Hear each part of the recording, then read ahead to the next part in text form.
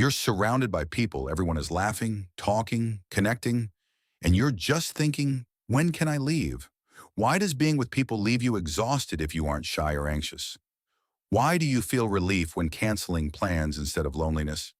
And there's something even more uncomfortable. What if you don't hate people, but rather the emotional price of being with them? Today, we're going to understand what's behind that distance. You're sitting in a room full of people. Everyone is talking, laughing, seeming to enjoy themselves. And you're not nervous. You're not scared. But every second there feels like you're playing a role. You smile when you don't feel like it. You laugh at jokes you don't find funny. You nod in conversations that don't interest you. Your face says you're having a good time, but your mind is counting the minutes until you can leave. And when you finally get home, when you close the door and you're alone, the relief is almost physical. Like you've been holding your breath for hours and you could finally exhale. If you've ever felt more tired after being with people than before seeing them, if you've ever chosen solitude and felt relief instead of sadness, then you already know what we're talking about. You're not broken, you're not antisocial, but you are experiencing something that almost no one explains well.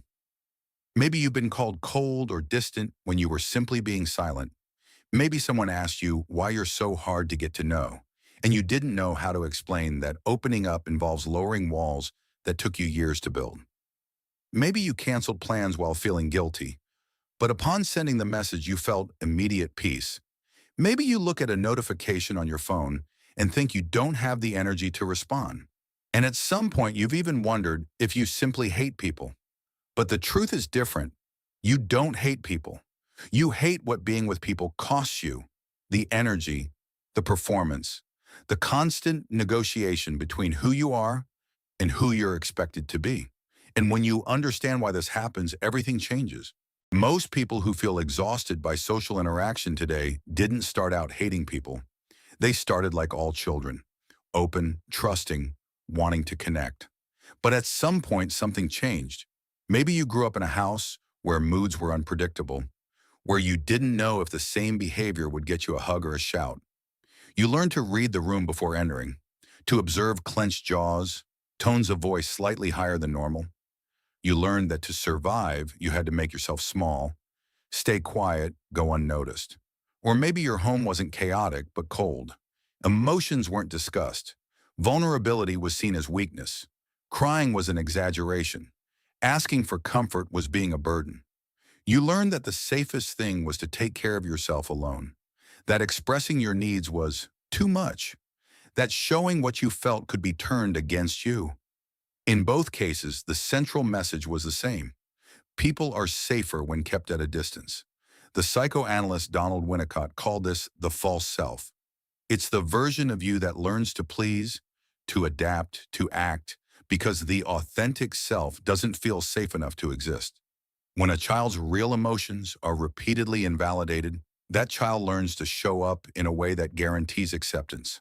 The problem is that the longer you play that role, the harder it becomes to remember who you are underneath it. Over the years, being with people doesn't just tire you, it erases you a little. Every interaction demands adjusting your tone, your expression, your reactions. It demands suppressing what you truly feel to fit into what the other person expects. What began as a survival strategy becomes an automatic pattern. Your nervous system associated unpredictability with danger. And because the brain always prioritizes protection, it built distance. It made solitude feel safer than connection. The problem is that your brain doesn't easily distinguish between the past and the present. It continues to operate with old programming, protecting you from threats that may no longer exist. And that is the reason why today, years later, silence feels more peaceful than company. But how exactly does this pattern manifest in adult life? Let's look at it clearly. This pattern doesn't stay in theory. It manifests concretely in your daily life. And you will probably recognize yourself in more than one of these signs. The first is that you rehearse conversations before they happen, even the simplest ones. You imagine possible questions, prepare answers, anticipate scenarios. You spend so much energy preparing that when the encounter finally happens, you're already exhausted. And if the conversation deviates from the script you built in your mind, tension appears. The second is that small talk feels like a form of psychological torture. Not because you think you're superior or because you're excessively intellectual, but because inside you are experiencing anxiety, hypervigilance, constant self-control, emotional suppression, and someone asks you about the weather. The disconnection between your internal world and the external lightness becomes almost unbearable. The third is the social hangover. After being with people, even those you appreciate, you need hours or days of silence. You need space to process everything you absorbed. You need to remember who you are when no one is watching. During that recovery period, the idea of another social encounter feels impossible. The fourth is that your circle is very small, not because you are arrogant or because you think you're better than others, but because you can only let in those who don't force you to perform. With those few people, you are completely different, open, authentic, even vulnerable. With the rest, you feel like you're behind glass, visible but untouchable. The fifth is the guilt when you need to be alone. You have internalized the idea that asking for space makes you difficult or antisocial. So even when you are finally at peace, a voice appears asking why you can't be like everyone else. The sixth is that you've been called cold, distant, or intimidating. But in reality, you're not trying to push anyone away. You're just protecting parts of yourself that were misinterpreted too many times. You learn that opening up involves risk, and risk for your nervous system remains associated with pain. The seventh is the constant rumination after every interaction. You go over what you said, how you said it, if you sounded strange, if someone could have misinterpreted you. You analyze every pause, every gesture, sometimes for hours.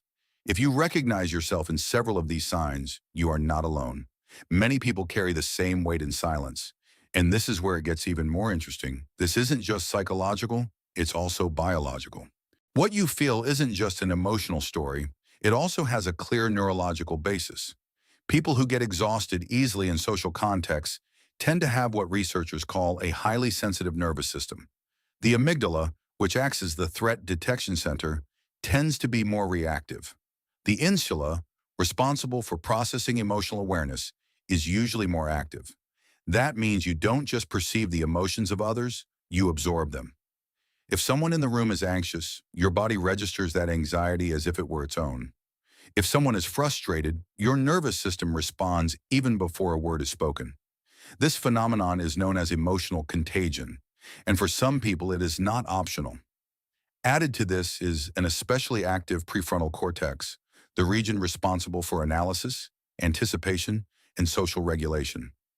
In people who experience chronic stress or emotional neglect in childhood, this area can remain in a state of constant alert. When you enter a social situation, your brain doesn't just process what is happening, but everything that could happen. It evaluates risks, anticipates conflicts, calculates responses. It's no wonder that you feel exhausted even before you start talking. But there is a hopeful part. The brain possesses neuroplasticity, the ability to form new connections and reorganize itself based on new experiences. If your nervous system learned that people equate to danger, it can also learn something different. It doesn't mean you'll stop needing space or that you'll become an extrovert. It means you can stop living in permanent survival mode. You can teach your brain that not all interactions are a threat. The question then is how to start that process without betraying yourself. Healing doesn't mean becoming someone who loves crowds. It doesn't mean stopping the need for alone time or transforming into an extrovert. It means stopping punishing yourself for your nature. The first step is learning to identify the states of your nervous system. According to the polyvagal theory developed by Dr. Stephen Porges, there are three main states: safety and connection, fight or flight, and shut down or freeze. When you start to recognize which one you're in, you stop reacting automatically and begin to respond with awareness. The second step is gradual exposure. Instead of forcing yourself into long and overwhelming social situations, choose brief and manageable encounters. Allow yourself to leave without guilt. Your nervous system needs repeated safe experiences to update its programming. The third is to question the internal critical voice. That voice asking why you can't be normal isn't your essence, it's a learned message.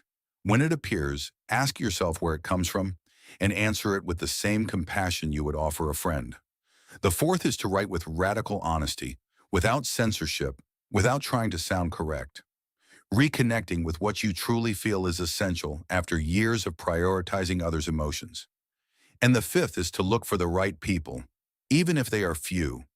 Those who respect silence, who don't demand a performance, who don't turn your need for space into a problem. Healing is noticed when you start to stop apologizing for needing distance. When you understand that you don't hate people, you hate the constant performance. As Carl Jung wrote, the most terrifying thing is to accept oneself completely. But when you do, the world stops being a stage where you survive and becomes a place where you simply exist. End of full script.